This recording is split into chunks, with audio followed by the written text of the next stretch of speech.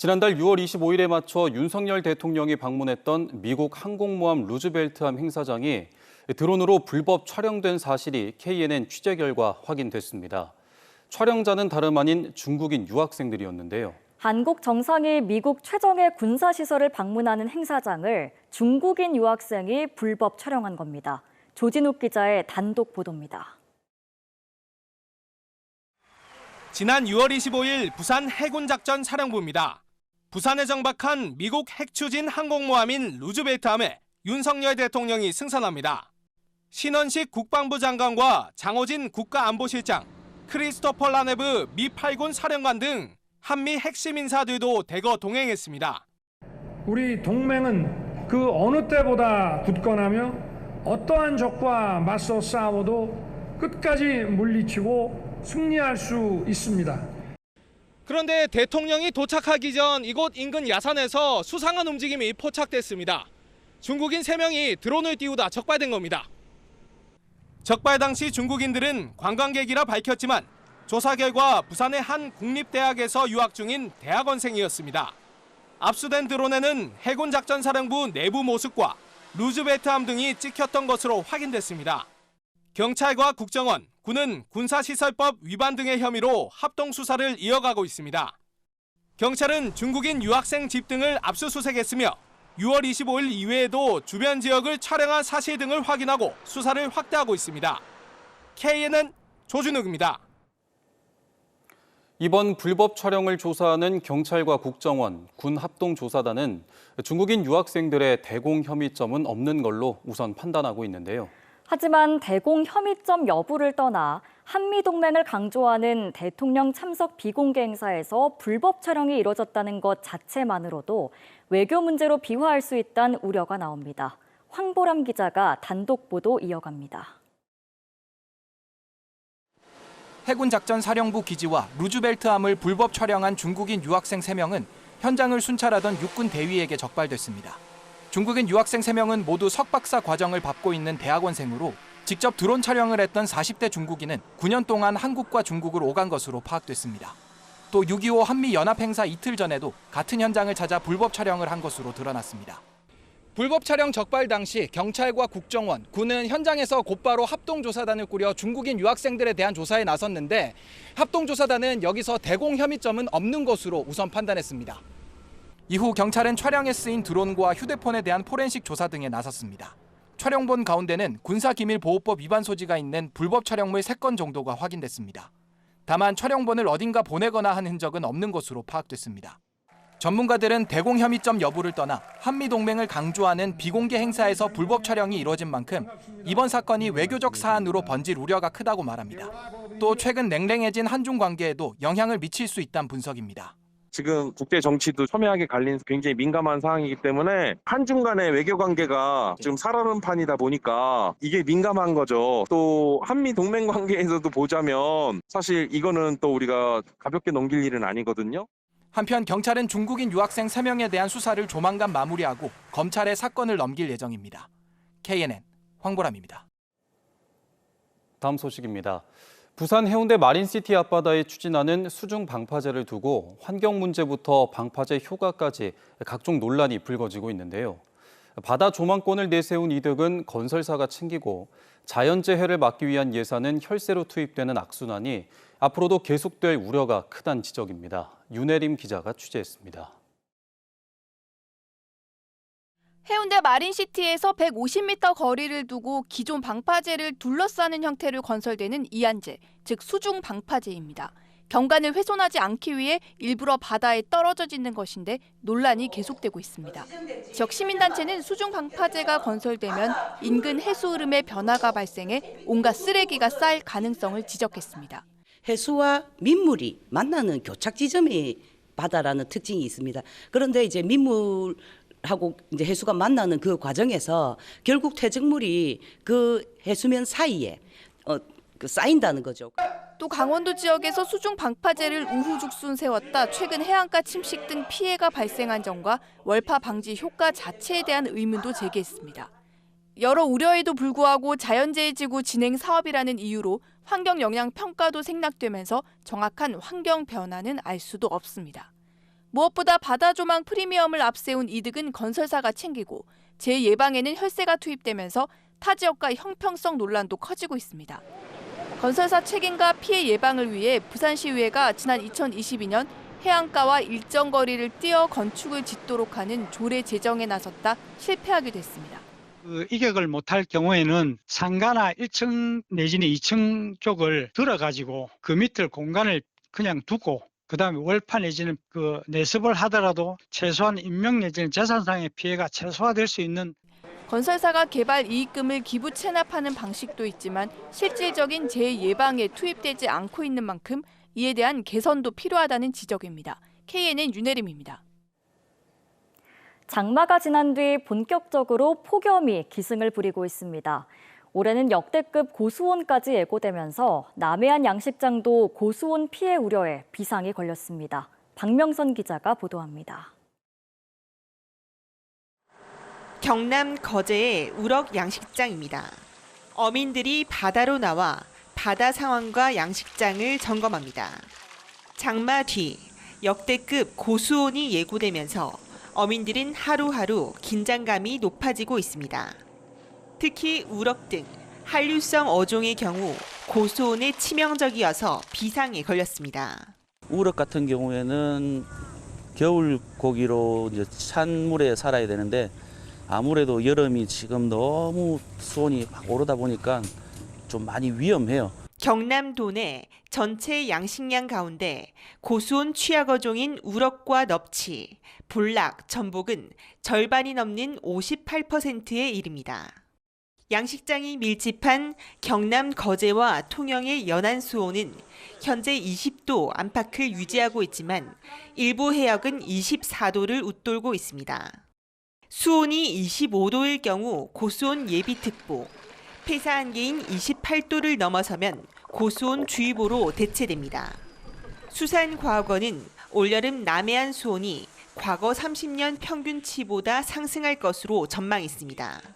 지난해 고수온 여파로 경남에서만 어류 1,400여만 마리가 폐사해 200억 원이 넘는 피해가 발생했지만 올해는 이와 비슷하거나 더욱 심각할 우려가 있습니다. 고수온이 발생하면 조피볼락 같은 냉수성 어종은 고수온 쇼크를 받으면 많은 양의 스트레스로 폐사가 나타나게 되고 살아남은 개체들도 스트레스를 받아 면역력이 떨어지게 됩니다. 지자체는 고수온 대응 장비를 보급하는 등 총력전을 펼치고 있습니다. 고수온 주의보가 발령된다면 사료 공급을 줄이거나 중단하고 산소 발생기나 액화 산소 등의 대응 장비를 이용해서 어류가 스트레스를 받지 않도록 하는 것이 중요합니다. 올해 여름에는 고수온 특보가 한 달 이상 지속될 것으로 예측되는 가운데 어민들의 여름 나기는 벌써부터 힘겨워지고 있습니다. KNN 박명선입니다. 부산 교통 환급카드죠. 이 동백패스가 다음 달부터는 K패스와 자동으로 연계됩니다. 유리한 쪽으로 저절로 환급되면서 이용객들은 편리해지는데 부산시 재정 부담이 걱정입니다. 표준규 기자가 보도합니다. 한 달 4만 5천 원이 넘는 대중교통 이용액을 동백전으로 환급해주는 동백패스. 지역 화폐도 살리고 대중교통 분담률도 높이겠다며 지난해 7월 출시했습니다. 선불형 카드에 청소년까지 혜택을 넓히면서 지난달 환급액만 64억 원에 이릅니다. 환급 혜택이 좋아가지고 아무래도 출퇴근길에 교통비가 많기 때문에 그렇게 환급 혜택 받을 수 있으면 직장인 나 입장에서 되게 좋거든요. 그래서 쓰고 있습니다.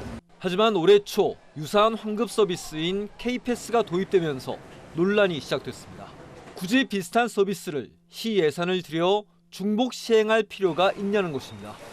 이런 논란을 잠재우기 위해 부산시는 다음 달부터 동백패스로 K패스에 가입하면 둘 중 더 큰 액수를 자동으로 환급합니다. K패스도 동백전 교통카드를 발급받아 사용하면 똑같이 자동 환급받게 됩니다.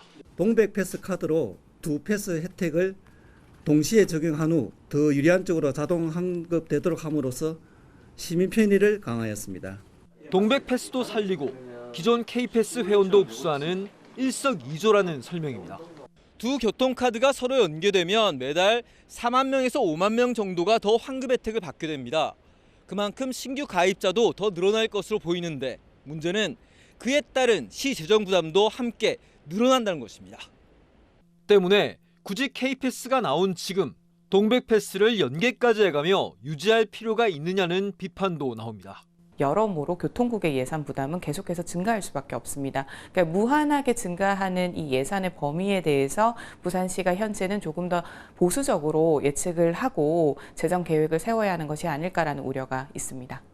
동백패스와 K패스 연계 이후 대중교통 분담률이 얼마나 더 증가할지 올해 성적표가 동백패스의 운명을 가를 전망입니다. KNN 표중입니다. 국민의힘 한동훈 전 비대위원장이 여당의 새 사령탑에 올랐습니다. 그동안 부산 경남에 많은 애정을 드러낸 만큼 한 당선자에 거는 지역의 기대도 큽니다. 이 소식은 김상진 기자가 보도합니다.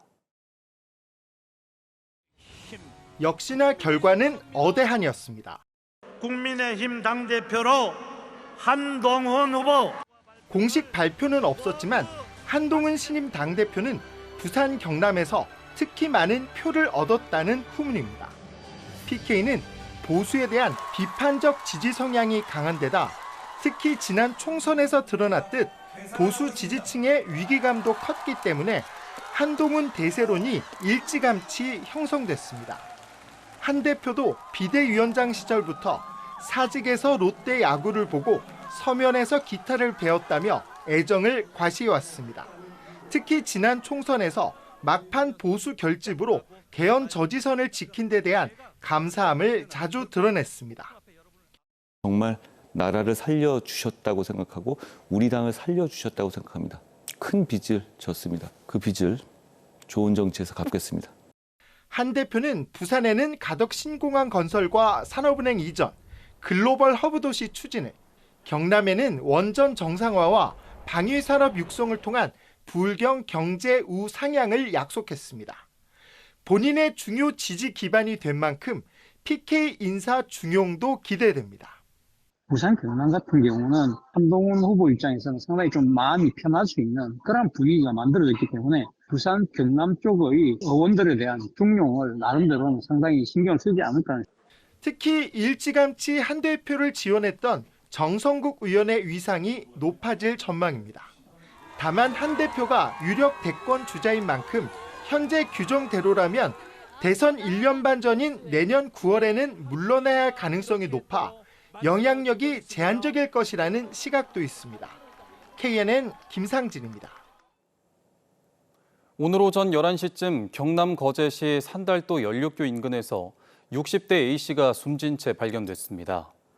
이미 의식이 없는 상태였던 A씨는 병원으로 이송됐지만 숨졌습니다. 해경은 A씨가 1.3톤급 어선을 타고 혼자 바다에 주업을 나갔다가 숨진 것으로 보고 정확한 사고 경위를 조사하고 있습니다. 오늘 새벽 2시 반쯤 부산 신호동의 한 건물에서 불이 나 주민 2명이 구조되고 21명이 긴급 대피했습니다. 소방과 경찰은 건물 2층 주차장 안 정비소에서 불이 시작된 것으로 보고 정확한 화재 원인을 조사하고 있습니다. 전국 공무원 노조 경남본부가 지난 2월 업무 과중과 악성 민원 등에 시달리다 숨진 김숙진 주무관에 대해 순직을 인정할 것을 촉구했습니다. 공무원 노조는 숨진 김 씨가 올해 1월 양산시 보건소 의학팀으로 발령받은 뒤 의사 파업 등으로 업무가 가중되고 스트레스가 늘어나면서 삶을 포기했다며 순직 인정과 악성 민원 근절 대책 마련을 촉구했습니다. 부울경 초광역 경제동맹 추진단이 내년도 17개 주요 현안 사업의 국비 확보를 위한 활동을 본격 추진합니다. 주요 사업으로는 울산 창원고속도로, 지역혁신 메가 프로젝트 등이 포함돼 있으며 추진단은 부울경 3개 시도가 유기적인 연합체계를 만들어 정부 예산 편성 단계부터 오는 연말 국회 의결 때까지 함께 노력해 나가도록 활동을 이어간다는 계획입니다.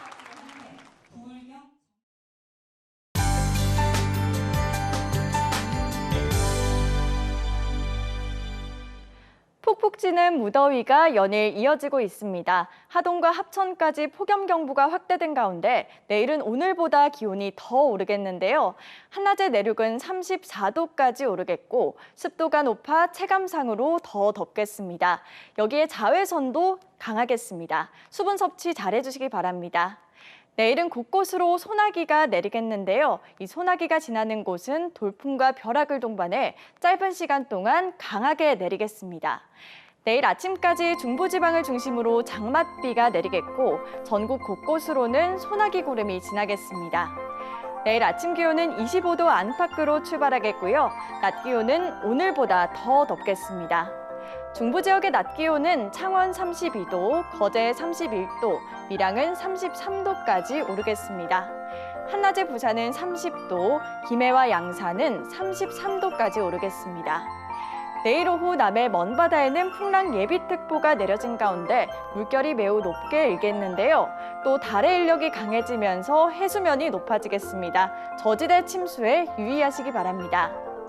당분간 열대야 현상과 함께 낮밤으로 무덥겠고요.